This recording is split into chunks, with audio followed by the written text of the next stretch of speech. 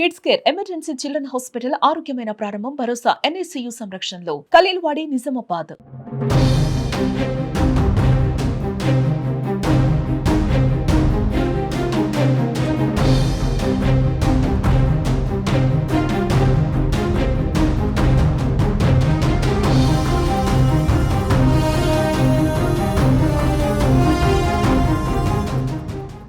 రోజు రోజుకి బంగారం ధర ఆకాశాన్ని అంటుతుంది.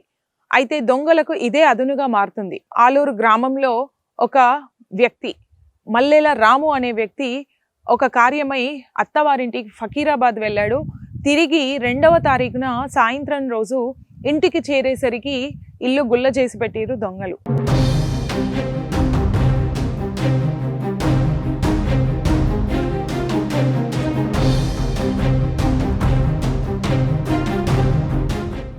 దొంగలు ముఖ్యంగా టార్గెట్ చేస్తుంది బంగారం మనకు తెలుసు.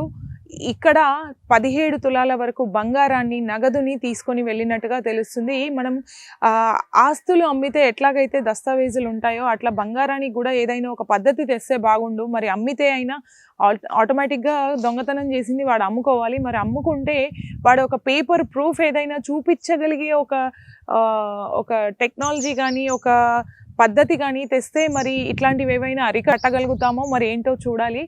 దీనికి సొల్యూషన్ అనేది దొరకాలి. లేకపోతే ఇట్లా ఒంటి మీద నుంచి లాక్కొని పోవడాలు, దీనికోసం చంపేయడాలు, దొంగతనాలకైతే ఇంకా హద్దు లేదు. ఇంకా రాను రాను ఈ హ్యూమన్ హ్యాండ్లింగ్ ఎక్కువ అయిపోతుంది. అంటే పాదచారులుగా వెళ్ళే వాళ్ళు, ముఖ్యంగా మార్నింగ్ వాక్లో వెళ్ళే వాళ్ళు, సింగిల్గా ప్రయాణం చేస్తున్న వాళ్ళు, వీటన్నింటికి ఒక టార్గెట్ అయిపోతున్నారు వ్యక్తులు బంగారం. సో తస్మాత్ జాగ్రత్త. బంగారాన్ని ధరించి వెళ్ళేటప్పుడు చాలా జాగ్రత్తగా ఉండండి.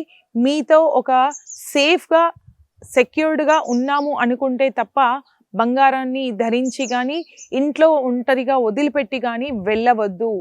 వెళితే పోలీస్ స్టేషన్లో కంప్లైంట్ లాంటిది చేసి వెళ్ళండి.